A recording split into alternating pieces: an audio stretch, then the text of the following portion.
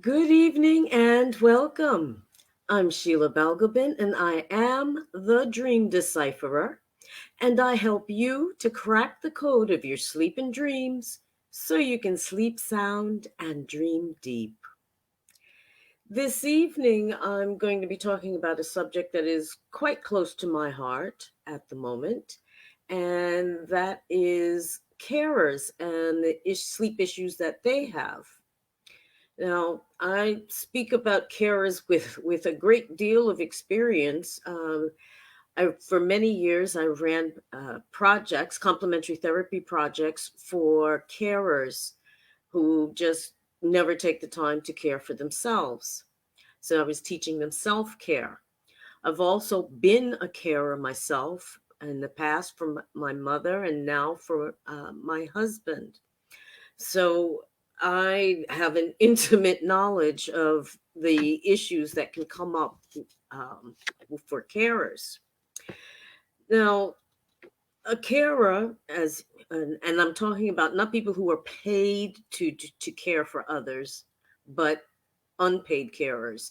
They may be old, they may be young. There are lots of young carers that actually slip through the cracks. They may be taking care of a sick parent, or taking care of younger siblings because the parent isn't around. They can be elderly, it could be a neighbor, but basically, you're giving your time, you're volunteering to care for this person, or you're related to this person, and you want to take care of them.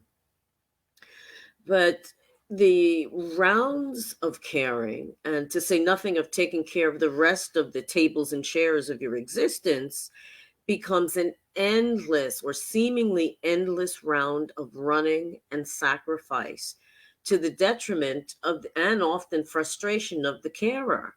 They have just are so focused on giving care to whomever it is they're taking care of that they forget to take care of themselves, and then the machine starts to break down. A typical day for a caregiver may include things like on the job stress in the morning, rushing to a doctor's appointment with your mother or other elderly relative at lunchtime, and battling traffic on the way home to figure out what to cook for dinner. Um, by the time the end of the day comes, you're exhausted, you ache, and you long for just to be able to fall into your bed and pass out, but you can't. Your mind is so busy and overwrought and focused on the person being cared for that the levels of anxiety and cortisol from the stress just build up to a point where you can't sleep. Sleep deprivation is a problem among a large number of caregivers, and you find yourself doing things like five things at once, like trying to balance your checkbook and wondering what's going on with your boss, and is the planet going to run out of water, or whatever it is. And you tried all the tried and tested um, tricks to get you sleep: warm milk, having a light snack before bed, no caffeine, maybe taking a warm bath, and you may have even tried counting sheep, but none of it has helped. Yet another sleepless night. And I have to stop here and maybe explain that when you're a carer, it's like in a sense, having a newborn baby in the house.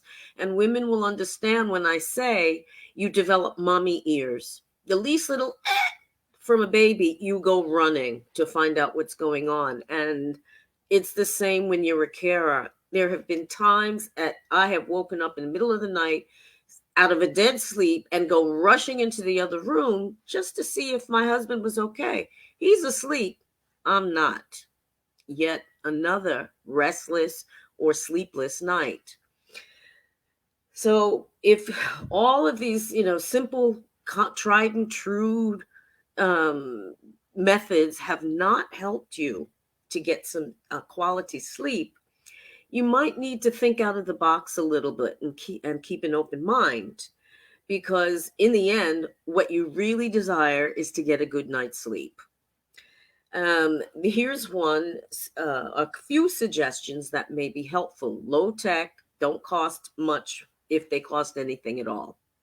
The first is it's called the March of the Toy Soldiers, and that involves filling your bathtub just to ankle deep. Well, make sure there's a mat in there, please, so you don't slip and fall, but with cool water, and march around in the tub for a few minutes.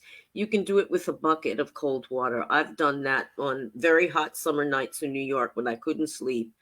And to cool my body down enough, I would sit with my feet in ice water, which allowed me to fall asleep in 104-degree weather with 60% humidity.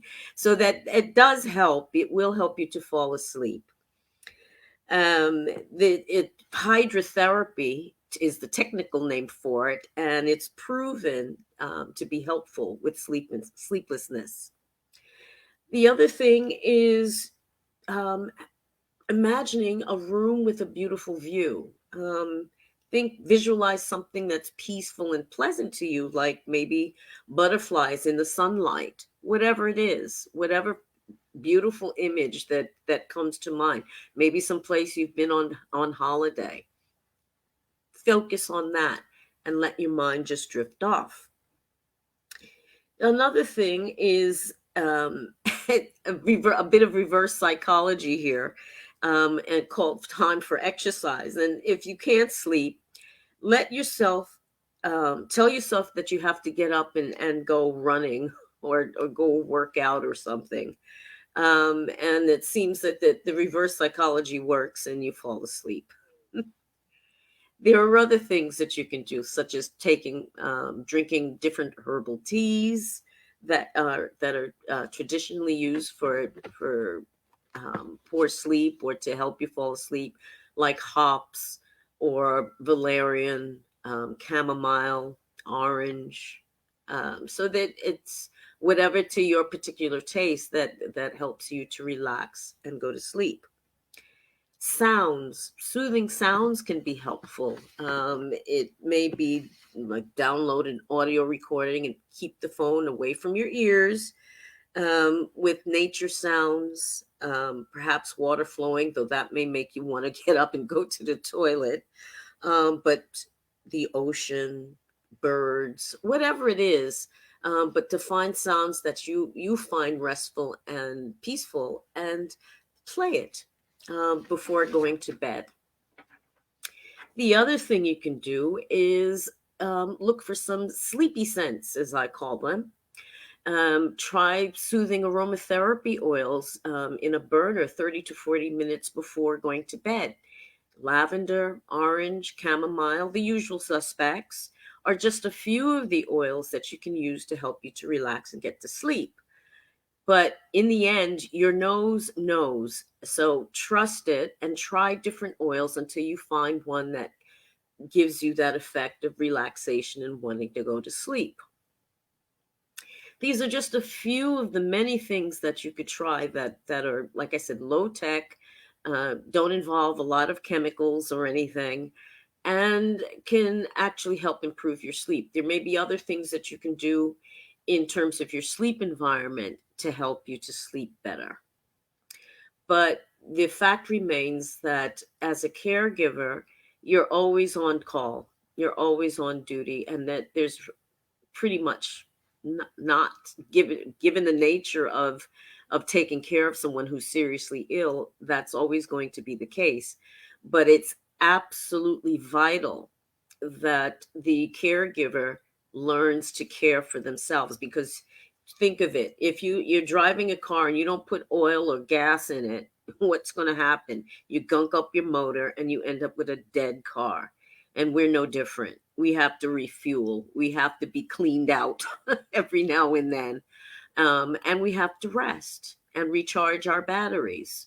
You can't run a car without a good battery, and we can't run without one either.